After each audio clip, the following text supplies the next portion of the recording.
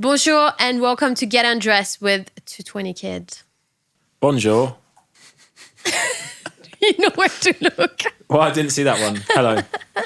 Do you know actually this is a big day because you're the first guest. So technically, I'm losing my virginity to you, my podcast virginity, so I will always remember you. So it's going to be a curse You'll or a either blessing. always remember me or you'll be like, I really want to forget that one. Maybe? Yeah. What do you think? I don't know. Wow, this is a very good start. Yeah. Well, first, thank you for being here. And I thought I really wanted you to be the first guest. First, because you have to go tonight. Okay, yeah. So you needed to come today. It's so emotional when you come here, isn't it? Yeah.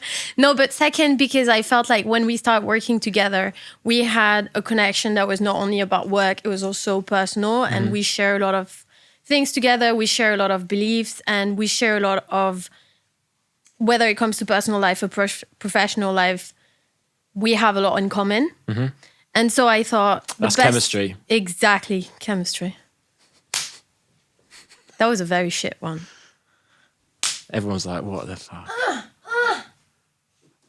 Always, all I could hear was that in the headphones.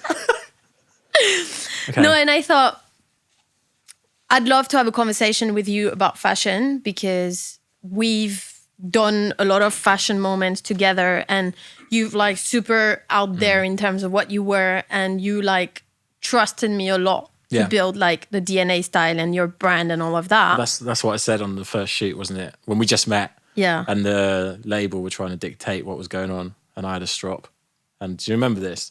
And I went in and I was like, leave them, the director and you, Jordan, and I was like, leave them the fuck alone. They're professionals. They've been hired to do a job. So you have to trust them and let them do it. I know. I remember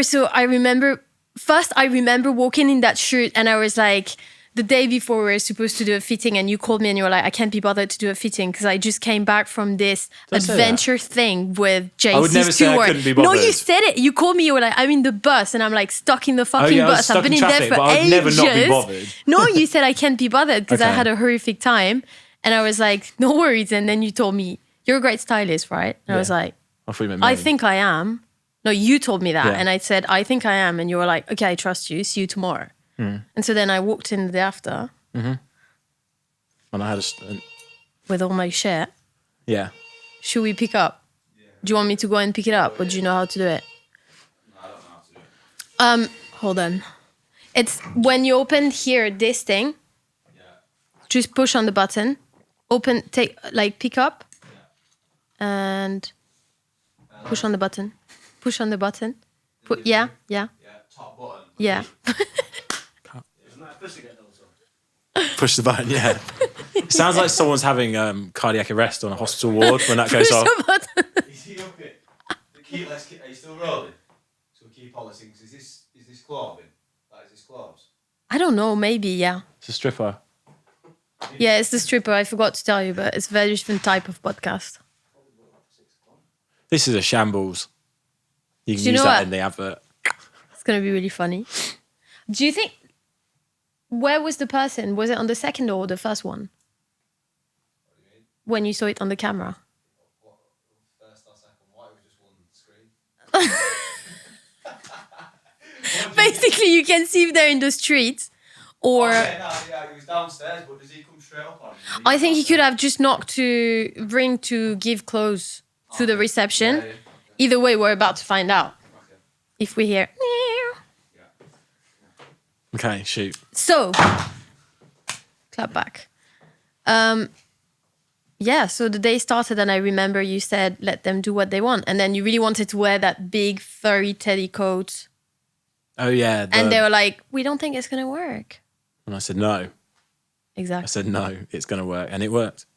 And I was just looking at you and I was like, he's having a tantrum or he's very clear about what he wants.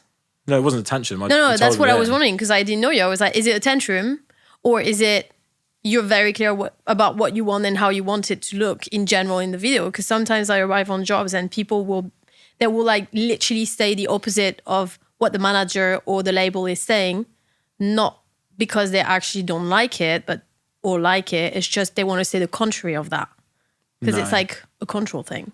No, I just think that you probably have a better idea of style than some old geezer. A 50-year-old. Who commissions videos. So let you do your job. I think that's close.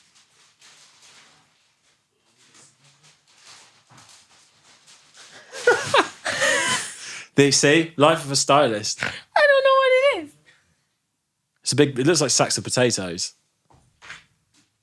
You're just going, why the fuck am I here? I've got the best view right here. Let me just text Patricia. I'm waiting to see what that is. Is that Deliveroo? Big ass Deliveroo. What is it? Wait, show me. Show me the front of it. Feels like shoes, I think. I don't know. Let me text Patricia. It's like Patricia's name on it.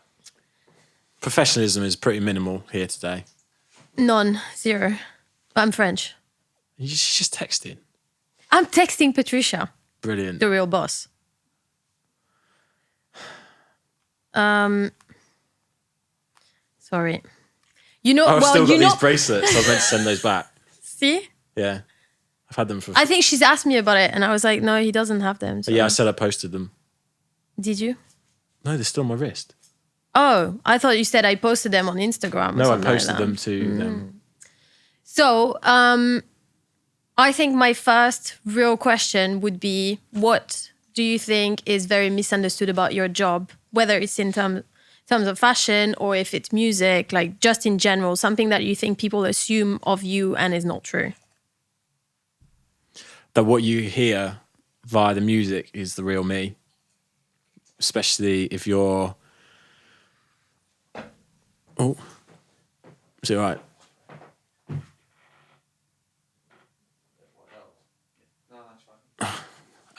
What you hear is the real me. Especially, I think a lot of major label artists will say this is like, it's like the tip of the iceberg. What you hear coming out, there's a whole wealth of music underneath it. It's not necessarily that. We're kind of all pressured and pushed, and so much pressure on like the A&Rs and the labels that they have to deliver a hit that they manipulate. This manipulates probably actually, yeah, fuck it. They manipulate what comes out, and that's not necessarily a true representation of yourself. So you might know me for certain songs, but actually what I'm best at is not necessarily what you've heard, but you will hear. You will hear something different. You just hear everything. Everything's a body of work. It needs to be heard together instead of just dripping out singles that may have had production imposed on it by labels and stuff to fit current trends, which is quite frustrating. Or TikTok.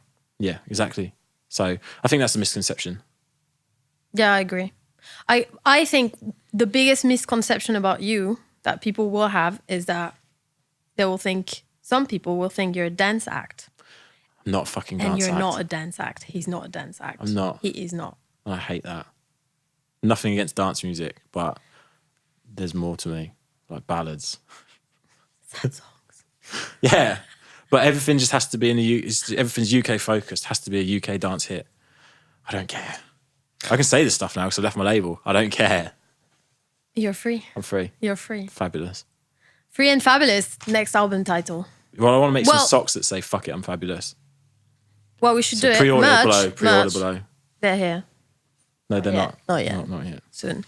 Yeah, I would say in general, what I feel is like people will say, oh, so he's like a dance artist. But what I've heard from you, like whenever you make me listen to new music or music that hasn't been released, like I've heard like a very wide range of things and very different type of emotions, whether it's like happiness, sadness, like different moments in your life and stuff like that. But what the label has let you release was first and foremost dance. And I think there are some collabs that you've had, like I loved the collabs with Lainey, for example, because I felt like it wasn't only dance, there was something else. Ballad on top of the dance track. Exactly, and that was really interesting. But I think I'm really excited to see what comes up, and also I'm really excited for Asia. I'm releasing music in Asia. That's where yeah, maybe I should give a bit of context, but basically, because we talk a lot about all these things, then you arrive here and I assume that everybody knows about it. But UK specific. That's what we're saying. It's like the music's global. I love the music. Like what I grew up on was influenced by, like one of the biggest influences on my music was a Turkish producer who produced the Bee Gees. So it's kind of like, and then I guess even I'm trying to think like producers who produced Lady Gaga's first album. Yeah, his influence came from Turkish and Asian, and then Asian music as well. Yeah. And I love like what like K-pop brings, or German rappers. I have no idea what they're saying. One of my favorite songs of all time is from a Belgian rapper. I have no idea what the song's about. Italian rappers, like pop music, which comes from Sweden, where like a lot of it originated in Sweden, which now affects everything. Like there's music it's so global, and all we focus on here is like fall to the floor, piano house, and it's like, come on, it's like you've gone to a buffet, and all you've eaten is one little cocktail sausage, when there's so much more. People are just gonna remember the cocktail sausage. But do you know what I mean? There's so much to expose yourself to. It's true. And like, I love strings and classical music. Like my mum, my dad was away a lot for work, so me and my mum would drive down to Cornwall a lot, and she'd play me musicals or she'd play me classical music. Yeah. So the emotional maturity of what an orchestra can bring you can deliver so much more than any modern synthesizer can, or something in a computer can bring. Yeah. So if you want to translate the story of a song, bring strings in it, and then so like Middle Eastern melodies, and even like the voice, the Middle Eastern voice, how waves and stuff is emotion. It's pure emotion. Yeah. Like these influences have to come into everything. All like sorry, I was going on a tangent there, but do you know what I mean? Like I hate that everything's so confined when there's so many influences, and I have influences from all over the world, and that's what I want to release, is the music where I grew up in music. My first record was a Motown record. That's helped how I write songs and write stories. Yeah. So I don't just want to release like a hook with a piano. It's kind of like mad. Well, I think it's a good thing though, because now you've done like the whole like big label and everything, so you know how it goes, you know how it is, you know they want to have like an overall control over everything, like whether it's the music or the image, because I can see that like whichever artist I work with, unless they've signed a deal that said that they have full control of their image at the end of the day, so they will decide on what pictures are released and what exact type of videos are released and who they're working with, and you know, like they will decide on that ultimately. Then each and every single label I've worked with has always called me behind the back of the artist and told me, well, actually, this is what he or she wants, but this is what we want. So we need you to make that person happy, but still make us happy. And all they do is wear black t-shirts and black trousers. Do you know the thing that I can't hear anymore that I hear from every fucking label is, so... You can't sack them off. You still got to get paid. Well, technically it's Uniport. That's for Universal specifically, so she can upset Warner, Sony, everyone else.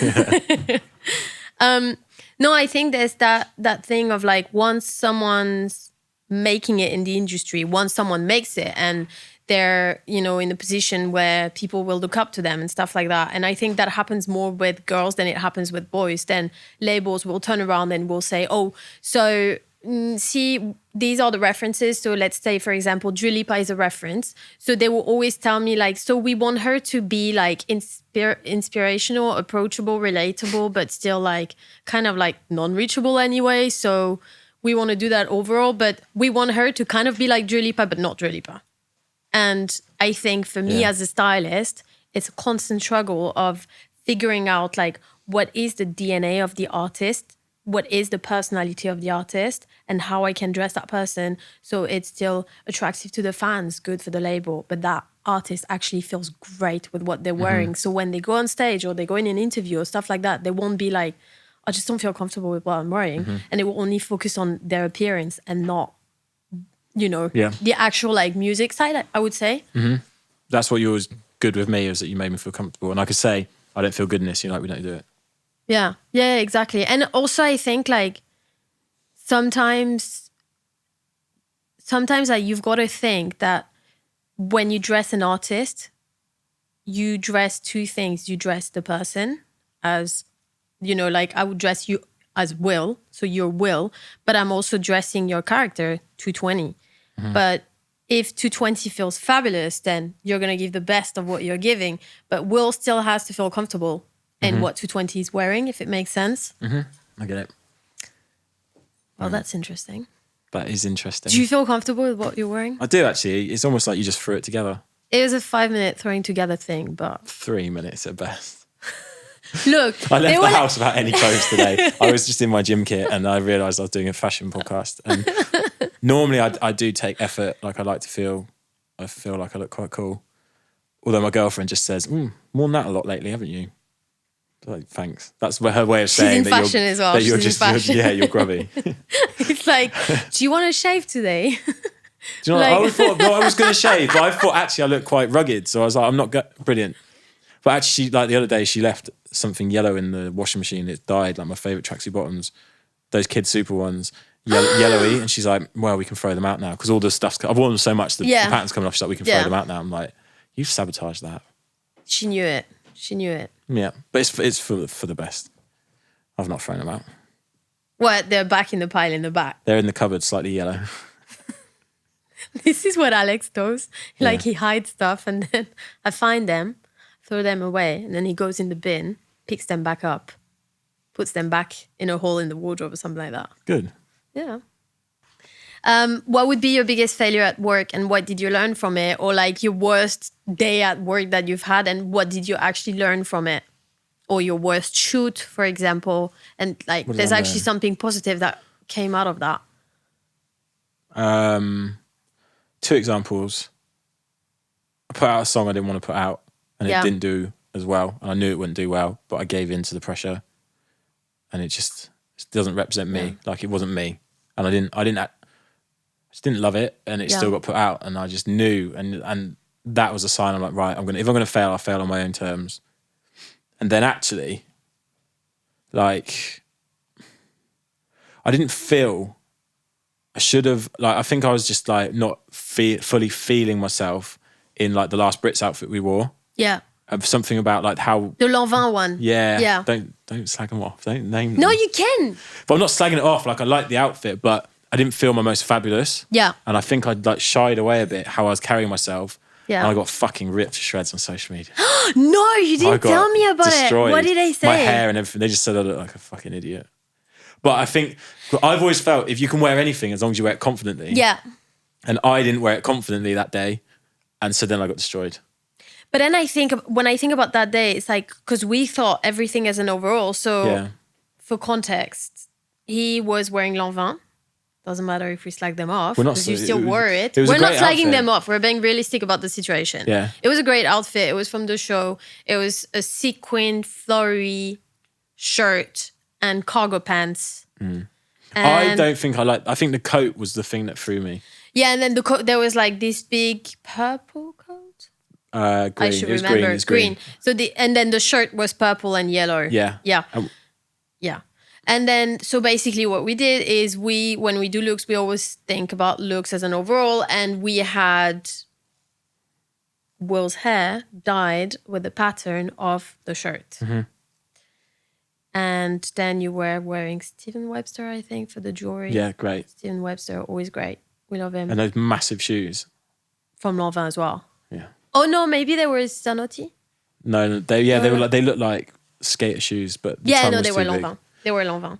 And I remember, no, because the thing is, I talked to you being like, I don't feel like this is my favourite outfit. Yeah. But then I listened to other people and other people said I look good and I should do it.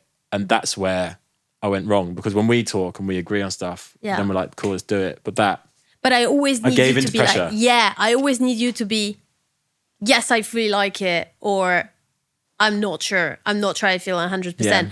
But then I'll tell you one thing. I feel like the Brits for me is my most hated red carpet or work I have to do every She's not fucking holding back year. on this, honestly. But I will say it to people. People ask me, I'll tell them, what's your worst job to do in the year? What is my fucking worst job to do in the year? It's the Brits. Because there's so much pressure on it. There's like the fucking Daily Mail is like ripping I got worse dressed. I got one of the worst dressed in there. It's okay. Somebody else was. The year before you were on Best Dressed. Vogue.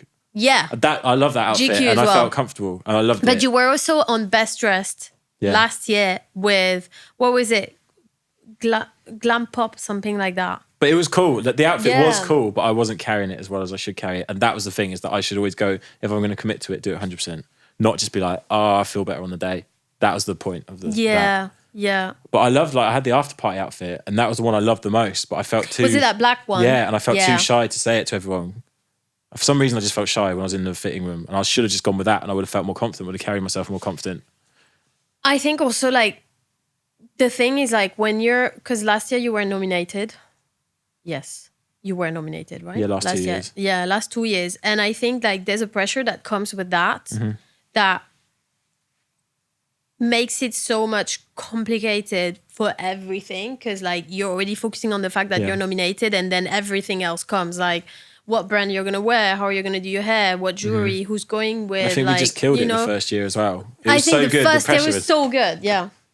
Wait, now I need to find the picture. It was a one-off Versace outfit that no one else wore, the blue one. Yes. And it felt like strong and masculine, but also I had the rainbow top and the pink leopard print hair, so I felt with the like feminine, fabulous side, and it just had the perfect balance. And we had the nails. Yeah, exactly. Everything felt great, so I felt confident. I was like, yeah, I can do this. But that one I didn't feel as good. That's on me. Do you want to know something funny about the Brits? Okay, you're allowed to tell this. Yeah. I'm allowed to say anything I want because I don't have an agent, so no one's ever going to tell me don't say that. Can someone get her an agent in the next 5 minutes? Okay, what? So maybe like the third year I'm in London.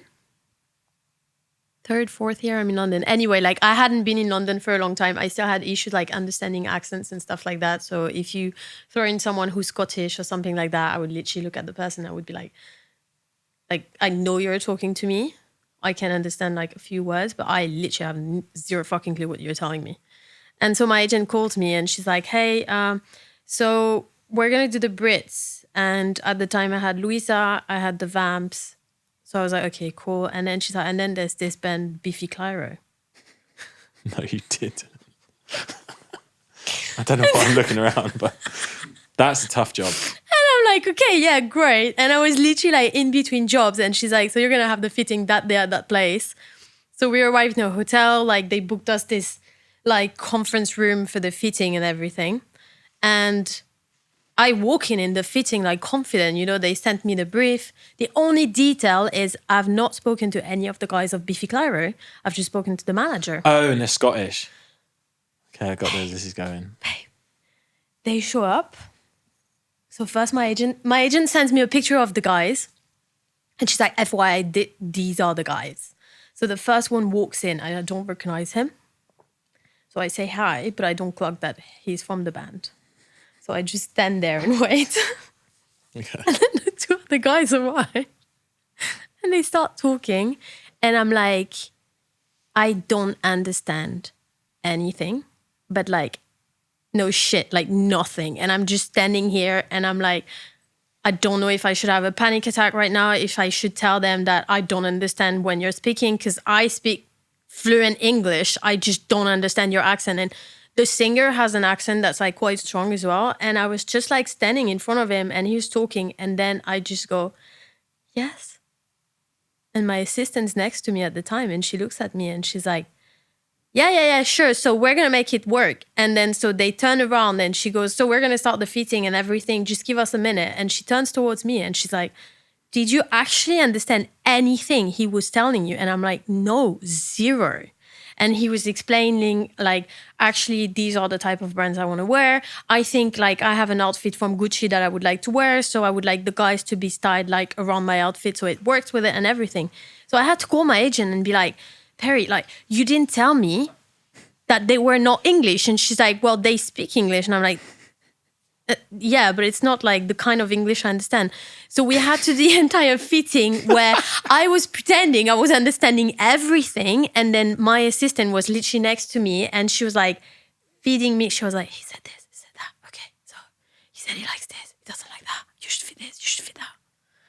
You could have just said, I don't understand you. Yeah, but at the time I was like, because also I had this big thing where it's happened to me on jobs before, because obviously I lived in Mexico, I lived in Spain. So I'm like used to like different type of accents and languages. But it's happened to me before where I've told someone like, I don't understand what you're saying. And they've turned it against me. And they've been like, well, you shouldn't be booked on that job. Because if you don't understand and you said you speak that language and you don't understand it, it's that you don't speak it. Okay. As a fucking disaster. So that was the first of many Brits shambles. I feel like this podcast has the potential to destroy your career. You think? No, it's going to be okay. I think at this point, if anybody can destroy anything, it's only me, myself, and I. I feel like this might actually be a therapy session that I've been roped into.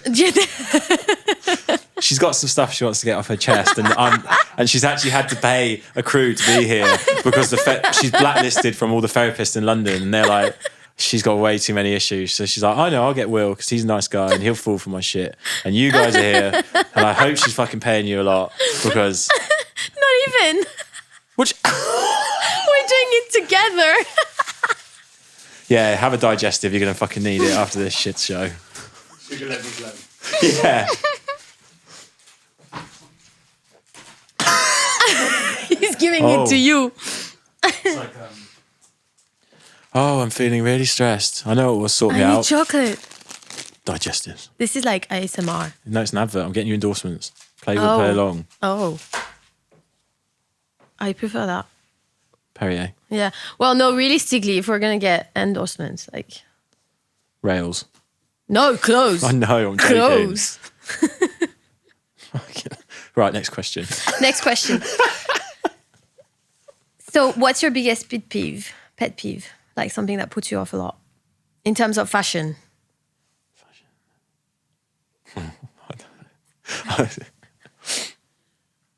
No, actually, I can't say that because I get in so much trouble, but I'll say... No, so my girlfriend goes to me, she goes, that's really nice. I love her. You're a fuck. And then she's like, oh, just don't like the dungarees you wore. Like, she's like, if I was to take something out your wardrobe, I'd take the dungarees now. She tells you that? She told me that about one thing, the one thing only. She's like, I don't like your dungarees. I was like, okay, yeah. Thanks. I didn't ask, but okay. So then she's like, what do you not like in my wardrobe? And I was like, oh no, don't go there. Lie. I just said, because she wears oversized men's blazers. And I was like, I just think like you look like you're wearing your dad's suit. But she is. Yeah, but I just didn't like it. And it's been a sore point for about 6 months now. If you're out there and your girlfriend asks you what you don't like in her wardrobe, you like everything. Everything. I'm trying to think what else I don't like. What don't I like? What about? Like really painfully white boys wearing really like rap gangster chains. outfit. No, not chains, just the whole ensemble. Whole outfit, yeah. Ensemble, yeah. And you can tell they're from private school and they just think they look really cool. But then also, again, it's mostly rich white boys who they always work as A&Rs and they dress really grungy, like really dirty. But deep down they're not. And then I loved at Christmas, everyone's like, oh, and then the A&Rs go home and take a picture of their like massive, like great hall and big fireplace. Yeah. That, I feel like, but that just probably, I feel I've been really rude there. But I think you're a rude person when it comes to these things. But you always have to be rude when you say those things. People aren't being genuine. Just dress as yourself. You can tell they're not comfortable in their, especially the guys in the tracks, not the tracksuits, but trying to dress all gangster. Yeah. When I think gangster's a terrible word, but they're just not being themselves and they look uncomfortable. So the outfit doesn't look good. Yeah. If they're truly dressing to be themselves, then they would look good. Oh, man, I'm going to get so much hate for this. What about buffalo shoes? Do you know what's buffalo? Buffalo. Yeah. Buffalo. Buffalo. But I mean, buffalo is, depending the accent. Like the big...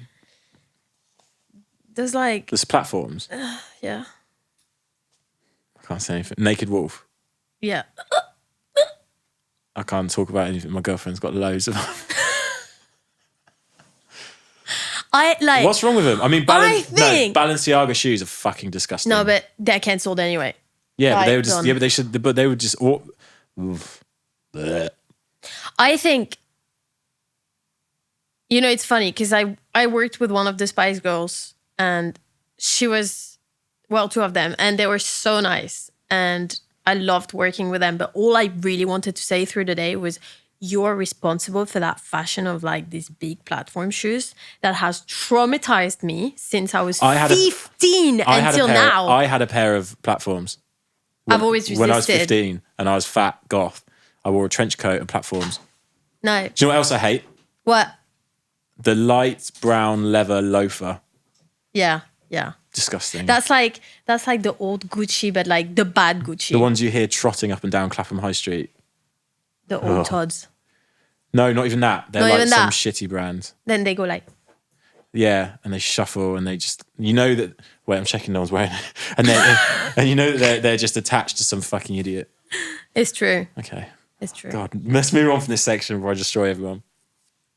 No, I think also like one thing that I really hate is when people will take something from a magazine and like recreate it straight away without even thinking like, does it actually fit you? Do you feel comfortable in it? And like, are you trying to recreate the persona that's in the magazine or that you've seen on the TV and stuff like that? Or are you actually like doing it? Like, is the clothes wearing, like the look is wearing you or you're wearing the look? And I feel like I see a lot of people at the moment who are not wearing the look is wearing them, especially with the whole like Y2K situation and, you know, like all What's these that? people, Y2K, it's like all these people that haven't lived through the real times of like Avril Lavigne and, you know, Britney Spears, Christina, like, you know, we were there.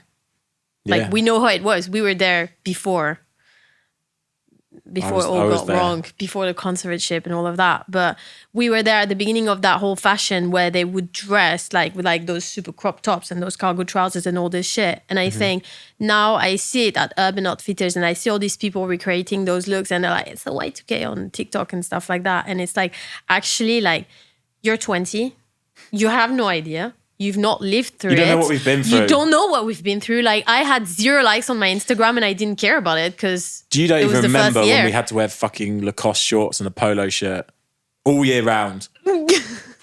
All year round. You don't remember Abercrombie and Fitch. I didn't want to wear it. I never wore it. No, but it's the pressure.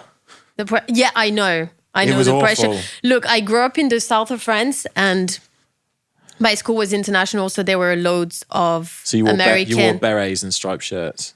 No, I didn't. I had a small moment like that when I was at fashion school where I thought it would be really great to like push my Frenchness, and then I quickly realized like actually it's not very Yeah, not very no one wants flattering, the you know, smell of like no onions. one wants that. And then also you take off the beret and you have like that mark and all of this. Oh, great. But I remember, so it was like heavily influenced by Americans because we had a lot of Americans students and everybody was like, you're not wearing Abercrombie and Fitch? That was quite a good accent. That was a good impression. Was it good? That's really blown you, hasn't it? Yeah, there's just a lot of pressure to wear that crap. I remember actually I remember Bicester Village, used to live next to that as a fat teenager, young teenager, probably like 13, 12. My dad took me to Versace and bought me a bright blue, electric blue lycra t-shirt because he told me I looked so good. Cool. No, but I look like a toilet bobble. Like, he just did it as a joke. He thought it's hilarious. So Did that you- was great. Well, my mom had those moments as well. Like, she consistently dressed me in those, like, you know, like Heidi in the Mountains, No. or Pippi Langstrumpf. I don't know how you say it. Pippi Longstocking. Yeah, Pippi Longstocking. That was in German, actually. Oh. So when I was a kid, for a while, she dressed me like fucking Pippi Longstocking, and I was absolutely traumatized from it. So now every time I see stuff that I have to do with it, I'm like, I remember, but I have the pictures. I don't have social media from that time, but. Next question. So I think the classic question, but if your worst enemy was writing a book about you, what would be the title?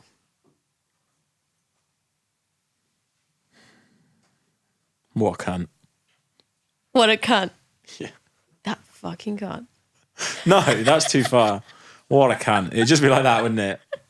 What a cunt, but he's not that bad. But he's done it anyway. Yeah.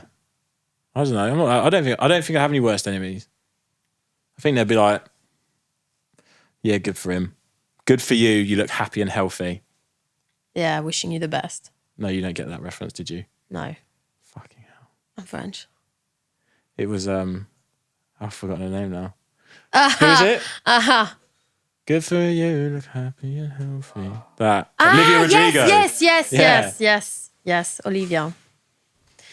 I kind of want to ask you about. Am I meant to ask the questions back? Yeah, if you want. What would your enemy say? What would she call it? That fucking bitch. That would be the title. You're holding on for dear life over there, because you're like, No, I think. Not Get Undressed. Well, your enemy maybe. was. Well, actually, Get Undressed. I mean, it's tattooed here. Why? So that would be the title of the book I would write. No? Oh, It's your most known saying. What? Yeah. I think it arrived like maybe like 5 years ago or something like that. I realized like what's the first thing that I say when we arrive in a fitting and when we, start a fitting. The first thing I say is, hi, welcome, get undressed. And we're going to redress you. We're going to change. Sounds a bit seedy, doesn't it? It is what it is. We work in fashion. And so it's kind of like become a thing. But then the thing is like when you don't know someone and you do the first fitting and they arrive, whether it's a girl or a boy, and you're like, hey, get undressed. They're like, sometimes like the first time they're like, I'm quite good. I'll just drop my trousers anywhere. I don't use fittings or anything. Yeah, you get undressed really easily. But you're not the only one. And like the thing is like, I've realized, and we were talking about it with Patricia, it's like people will walk in the studio and like they will automatically get undressed. Like they arrive, they're like hi, and they start taking off their clothes because they know they're coming for a fitting and they know like they're going to get changed. But sometimes it's like actually like stay dressed. Like I want to talk a little bit about the looks and stuff like that. You're not just here for the flesh. No. There's more substance to it. It's not just a transaction. The amount of boobs I've seen in my life. Nice. Yeah. Fucking nice. Yeah. Actually, I've got one to tell you. What's the best boob? What's the best boob you've ever seen? I want to say Pamela, but it's not Pamela. Oh, you don't have to say names. That was definitely the most exciting one I've seen. Yeah. Wow. Oh no, this is taking a turn I knew it would take. So what? So the best tits I've seen. Tits. One tit. No. Okay, then comes a pair. Tits. Mm-hmm. Do you want me to tell you the name? But obviously you can't record that. Like you can't. No, just say what was so great about that boob. They were perfect because they were small, but not too small. Anything bigger than a handful is a waste. Exactly. But they fit perfectly in the clothes. And I'm like... But the thing is am I going to get cancelled for this? Maybe we're all going to get cancelled. But I mean, do you know what? We'll cut everything out. Yeah. Also, I feel like getting cancelled is very 2022. Like in 2023, no one gets cancelled. That's good. Yeah. A big beaver. So there's two. Actually, my favorite one, but it's not too mad, but I still remember to this day. One thing is like when I started styling, because I started styling in Barcelona, because before that I was a designer and then I was, fuck this shit. I went on a shoot and there was this Swedish model called Charlie. And Charlie... Write that down. Yeah. But he doesn't model anymore, so we're fine. It's a boy, don't write that down. It's a boy. No, it's a boy. Okay. Well, you never know. You might want to try. So get my purple boots on. Is the tag still underneath? Oh, wait. This is always on the job. Yeah. That I think that's the thing I hate the most is like tags underneath the shoes. Like Meghan Markle had that. And I was like... And so he used to tattoo himself. And obviously as a stylist, like I've got shit tons of pictures where I'm like closing trousers, retouching the belt. So there's always that picture of people like standing up and I'm always here like each on their crotch, right? And he's like, retouch my trousers. And he literally had a tattoo like right at the limit of his crotch that goes, you are number one. And I was like, that's super clever. Like I always remember that guy because whenever you go and you retouch his trousers, or if you're a girl and you go to suck him off and all that shit, like it's always written you are number one. The story behind that is he actually got this tattoo because he had a very big argument with his girlfriend, and the girlfriend was like, I'm never like your number one priority. And so he got the tattoo, and that I think that would be like the person I remember the most. And then probably the worst is you have no idea how many people will like try to get fully undressed and get a favor out of you because you're the stylist, or they will automatically think that... What do you mean a favor? Like a hand job? Yeah, like they will automatically... not even a hand job, but like the amount of time in my life as I... Welcome. Welcome to the podcast. No, but it's true. The amount of time as a stylist where I have to be like, not so much anymore, but when I started, where people would be like, hey, if you want to get that job or something like that, like, let's just have a fuck and then I'll put you on all the jobs. Or, hey, but you're the stylist, like, you know, I'm super famous, so why wouldn't you have sex with me and stuff like that? It's like, I think that's like the biggest thing that I've seen as a recurrency in my career. Name and shame. No. No, okay. No, I can't. Well, to say that's not like, for anybody that's listening to this that wants to get into styling, yeah. That's not going to be a put off for them. So Yeah. Well, I think, do you know what the thing though is, like, this hasn't happened to me in the past few years, and I think like it happened to me a lot when I was starting. So it's like around 10 years ago is when it was happening a lot. And I think like the Me Too movement hadn't come on, and like the fact that you need to be respectful and like the boundaries between work and private life and all of that shit hadn't come on. But I have like very strong memories of being on jobs like in Mexico where like the executive producer of the commercial, stuff like that, at the end of the evening would be like, hey, come on, let's go have a fuck. And I'd be like, no, like, dude, you're disgusting. You're like 50, like, I've seen your wife at the airport and your kids and stuff like that. And he's like, do you know who I am? You'll never work with me again. And I'm like, well, fuck you. Like, I'll never work with you again. But I will also tell everyone around what you've done. And I will ask the other producer to book me a flight back home right away. And then you can deal with your styling for the rest of the commercial. But that's a bad bitch. Yeah. You ever had any situations like that? Not like in styling, but just in general. I did a shoot in New York. I remember doing this. I got sent to this shoot, and this guy was like, yeah, this is my boat. He was like 50, creepy. He's like, yeah, this is my yacht. And it literally said down the side, like, New York Harbour Rentals or something. And then he's like, let's go take photos in the engine room. I'm like, okay. And then I stood there in a pair of tiny white pants, and he's got me in a captain's hat, and I've got a massive head, so it looked like a skull cap, like at the back of my head. I'm sorry, but weren't you already worried? But I'm professional. Yeah. And then he's like, you're not looking big enough. You need to fluff yourself. Yeah. So, and yeah, he just talks about how he used to shag the models. And I was like, not me. And in Singapore, actually, this guy, every new model in Singapore had to go and do a shoot with this businessman. And you go to his house. Red flag. And then he'd be like, I'm doing this project where you have to get naked, and I'll draw on you with a chopstick a line. And you stood there with your wang out. And he goes, no, you do shoot for like an hour. And he's like, no, we haven't got the shot. You have to come back another time. Then he had to clean the oil off you. He cleaned the ink off you with oil, and then he'd try and get you drunk. And he gave me like half a bottle of Prosecco, and I'm like, mate, I'm English. You're gonna need more. Yeah, I'm half Irish. I don't be tight. It was flat as well. I'm like, fucking hell.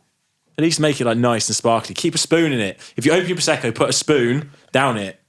But you know what the thing is, like, because when I look back at all these moments, I think these things are happening so much less because people are scared now, and also because people have learned like to speak up for themselves. Like, whenever I work with like new assistants, and like when I have intern coming at the studio, and like we start like talking about, okay, what it's like to be a stylist, because loads of people have actually like a very wrong idea of what the styling is.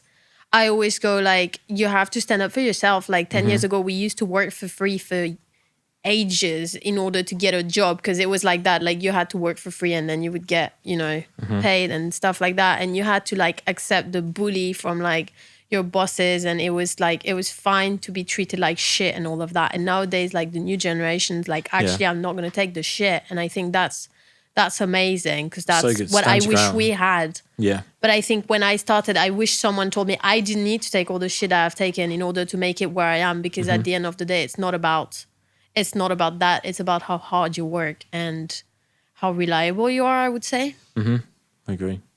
Just don't take shit from these older people. No. Just because they got bullied, they bully. And then we just stop it. Yeah, and it's like, it's a culture of it. And I feel like in fashion, it's super strong. And it's like, people go in understand. so nice and they come out so cunty. Yeah. Yeah. Well, I came in so nice and still can't. Still a cunt.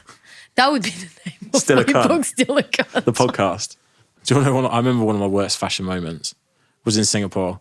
Hadn't booked a job. I went there, like, I just quit my job. I was 24. I was too old to model. And I was like, fuck it, I'm going to Singapore. Don't know why. Not really the fashion capital of the world. First job I booked was because I cut my thumb open. I was going through my bag and left a razor in, and I cut the end of my thumb off. and they booked me for it. And they're like, this is the biggest catwalk in Asia. It's 1.6 kilometers. 1.6? It's a marathon. It's like 200,000 people watching. We want you to open the show. I'm like, yes, class. They dressed me as a jester, and they put clown paint on my face. And I thought it was going to be big fashion. And I had to walk down the middle of it's Singapore, like the main street. And then the soles came off my shoes. I was walking and I'm flapping. They're flapping like that. After how long? And I'm holding a fairy wand as well. I had to walk. It took like an hour and a bit. It was fucking terrible. That was a fashion disaster. That was a shame. I think, like, I've had many moments like that where, like, for example, one of my clients arrived at the Jonathan Ross show and my assistant was there at the time, and then I was in LA with another client, and I get a text from him, and he goes, "I've got 2 left shoes. I'm going on stage in 5 minutes. What the fuck?" And I'm like, "Do you mind checking?" And he goes, "I'm sure I've got 2 left shoes." That turns out we had like 2 pairs in the same size, and we sent the wrong size, like the wrong other side of the shoe. That would have been a bad moment. But I think like for me, there's so many moments where I've stood on set and I was doing a job and I thought, what the fuck am I doing here? Yeah. Where like I'm doing this awful commercial or I'm doing this awful like shoot, and I'm like, it could have all gone so good. But then I also didn't listen to myself. Like, you know, when you get booked on jobs, or like, I guess it's the same for you for music, when you're like, you get, okay, can you do this? Can you do that? And you're like, I feel like this is not a great idea, but I'm going to do it anyway. And then you're on stage or you're at the shoot on the job and you're like, I knew it wasn't a good idea. I knew I shouldn't be there. Everything is shit. And then your name is next to it. I actually remember the thing we were talking about earlier. Hunger magazine, Adele put me in an outfit and you could see the outline of my helmet. It wasn't me. It was you. It was Hunger. It was Hunger magazine. Did he actually you come could out? see the shaft. Did he actually and you come could see out? the helmet. No, Did we had to actually change come the out? outfit. It was in all these Exactly. pictures. It didn't come out. Fuck. I remember I went for a casting with Rankin, and they gave you a box of sex toys and they were like, pick something out of here and act with it. So I put a PVC dress on. I love it. And what did I do? I put a PVC dress on. I put a dildo in my mouth and I think I was dancing. And did you get the job? No. So when... No, I had a ball gag in my mouth. That was it. I had a ball gag in my mouth, PVC dress on, and dildos in my hands. Actually, I did another Playboy job in Spain, and they asked me for a range of sex toys on top of the lingerie, and then they said you can't come on set. And then I can't come on set, really? No, you can't come the day of the shoot. Like, just have to send everything, and then you got that. You can't come on set. And then I to this day I still wonder, like, was it actually a Playboy shoot? Or did I just send something for like a porn movie or something that they were doing at the same time, and they just got some pictures because she was a playmate. They just got some pictures. It's good work if you can get it. Maybe. All right, one more question. You find the question. It's not my podcast. You can't do that to your guests. You ask the questions. No. I remember I had to do a shoot where the guy was like, we're doing a swimwear shoot. And where was it? I thought I was going to go somewhere really cool. And I went to Brentford. And it was in, what was it? It was like a hotel. It was a cheap hotel. And they had a swimming pool inside. It's like, we're doing a swimwear shoot here. Nothing wrong with Brentford though, like if anyone. But it was just because I thought I was going somewhere really cool. You're never going to do a great shoot when you're doing swimwear, because you're always going to do it in winter anyway. Yeah, and then he was fucking around there, and then the hotel came in. They're like, "Why are you here taking photos?" and threw us out. Oh, so they didn't even know? No, so I left. I almost got arrested on the shoot like that on Las Ramblas in Spain, because they didn't get a permit. And then the police came up to me and I was holding like loads of clothes and stuff like that. It was a commercial shoot. It was like 7 a.m. in the morning, and they're like, what are you doing here? And I was like, we're doing a commercial. And then they were like, do you have a permit? And I was like, well, that's the production situation. That's not my problem. And he was like, but do you have a permit to be there? And I was like, well, no. He was like, well, then you're going to need to come with me to the police station. So we're going to have to sort it. And then I started crying like this. And then the producer arrived, and then, well, the producer, I had to go with them though. Adele took me to a fashion show once, and she sat me next to my ex-girlfriend. First time I'd seen her since we broke up. I didn't know. Like and the show was shit as well. It was so shit. Really? Yeah. I thought it was alright. Did you like it? Well, I was a bit distracted with stress. Yeah. No, you were not PTSD, distracted. like, you were like that. Yeah, it wasn't great. I was like, are you enjoying it? Yeah. Trying to think of other funny stories you can just throw in. I think we have a lot of funny stories in already. Yeah. No? Yeah. Yeah. I think what's next for you? What's next for me? Yeah. What do you want to do next? I think I'm going to be an independent artist. Now I'm saying it out loud, then I'm doing it. Like we said at the start, I'm just sick of being told what to do. Yeah. Sick of not being true representation of myself. You have just as equal chance of succeeding nowadays, independent artists. Well, look at Ray. Yeah, exactly. I mean, my music isn't I'm a rare artist where my social media doesn't affect how well my music does, because the music will just talk for itself. For some reason, like whether it's like Spotify and radio support it. Well, I built relationships with radio people. Yeah. That's something I did when I got signed, because I was signed for one single. But I think you did this yourself, not even through the label or anything like that. No, when I got signed, I got signed for one single, and I was like, right, they're going to get rid of me after this single. I got to make myself indispensable. So I went and made friends with all the radio producers and DJs and stuff. So they support my records. So now I just want to bring out what I want to bring out and be true to that. And I would like to go back to the Brits just so I can win Best Dressed again. But we'll come back there. Yeah. But there's got to be we got to go for some bigger and better stuff. But I think just making music I want to make, have some changes in life, just be happy, successful. Enjoy, no? Yeah. Yeah. Go to Italy a few more times. Why Italy? It's just nice food, isn't it? I love you. It is. It's really nice food. So but then you come back and you don't fit in the clothes anymore. Yeah, I always change size, don't I?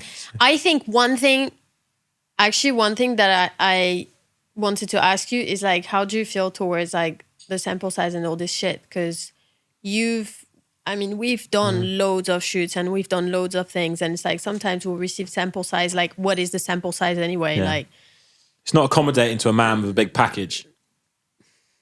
No. It's just.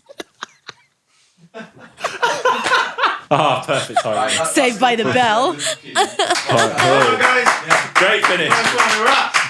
Really funny.